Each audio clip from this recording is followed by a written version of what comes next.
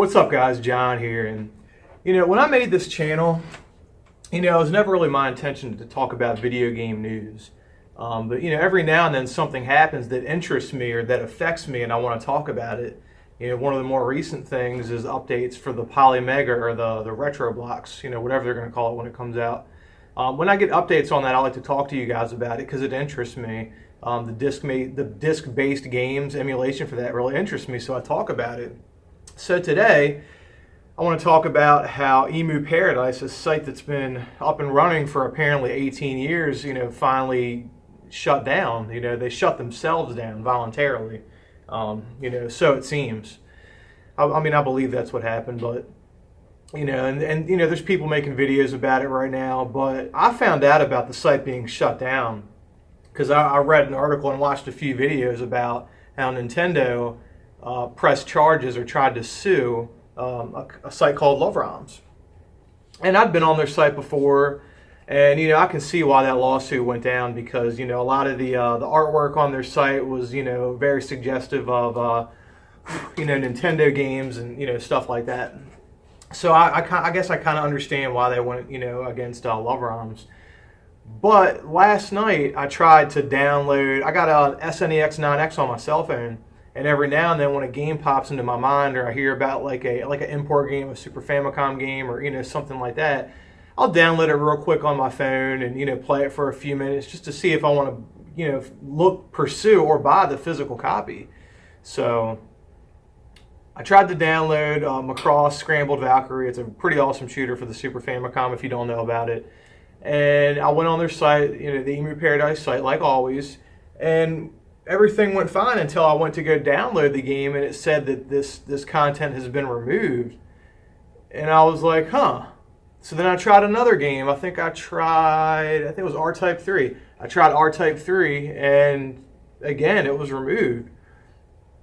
So then I did some investigating online, and there's several news articles that were published over the past 12 hours that talk about Emuparadise has shut down. And that's really a shame because that site has been up and running for so long, and the site it's a pretty safe site. I trust it. I trust it better than a lot of other ROM websites where I feel like if I download a ROM off one of those weird websites, like it's going to give my phone AIDS or something. So that really does suck. And when I first got my Raspberry Pi, that's how I loaded ROMs onto my Raspberry Pi. Not that I use it a lot, but when I first got the Raspberry Pi, that's how I loaded ROMs onto it, and that's what I played is ROMs off the Emuparadise's website. And guys, this really reminds me of what happened to a site called Mediafire. Years ago, if you wanted a CD, CDs were going out the door, everybody's downloading, everybody's streaming. I've always been a fan of physical media, CDs, video games, movies, whatever. I remember there was a very popular site that people would download music from that I certainly use. It's called Mediafire. You can download pretty much any CD you want. Just do a Google search, type in the name of the CD, you type in Mediafire, and it'll pop up, download, it takes 2 seconds. And, I've really enjoyed that site. Funny story about Mediafire website. This is kind of getting off topic, but me and my buddy Charlie, and Charlie, if you're watching, you know what I'm talking about. We went to see Jedi Mind Tricks, a hip hop group in DC one night, and Slain was there as a guest star. And Slain, if you guys don't know, Slain's a rapper, a white rapper. He actually played the big ambulance driver in that movie The Town with Ben Affleck. So he's been in a couple of movies. But anyway, me and Charlie ended up meeting Slain in DC in this nightclub, and we're sitting like on the roof of this nightclub. And nobody's there. Well, at the time, nobody was there. And Slain just comes and sits down at the table with us. And it's like, holy shit, Slain. My buddy Charlie's like, Slain, what are you drinking? He got him a rum and coke. So we sat and talked with Slain for about 20 minutes. And I remember I was telling him, like, one of the albums I really wanted of yours that I've heard that sounds awesome was The White Man is the Devil Volume 2. And he said, well, yeah. I remember Slain said, yeah, I had to borrow money from some drug dealers to make that album, and that's why we didn't have a whole lot of physical copies of it. He's like, I got some physical copies at the house, but I didn't bring them.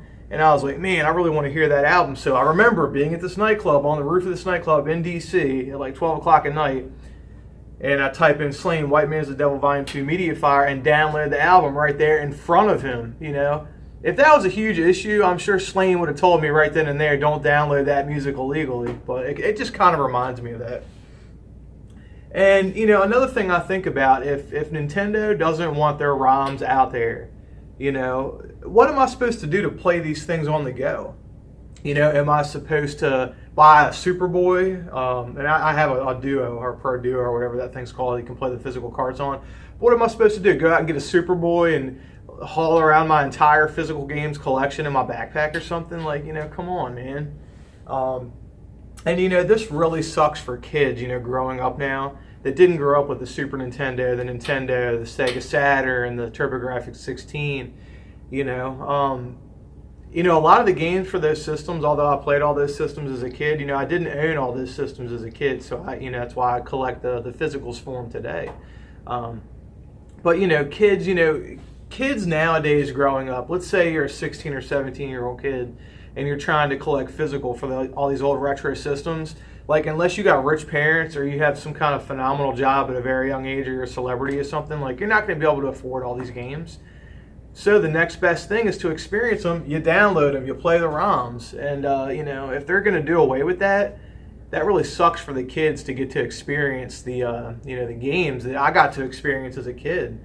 And you know, and Nintendo's really shooting himself in the foot by doing this, because if kids aren't exposed to those games, those old retro games, how is Nintendo supposed to do rehashes of those games and market them to the public?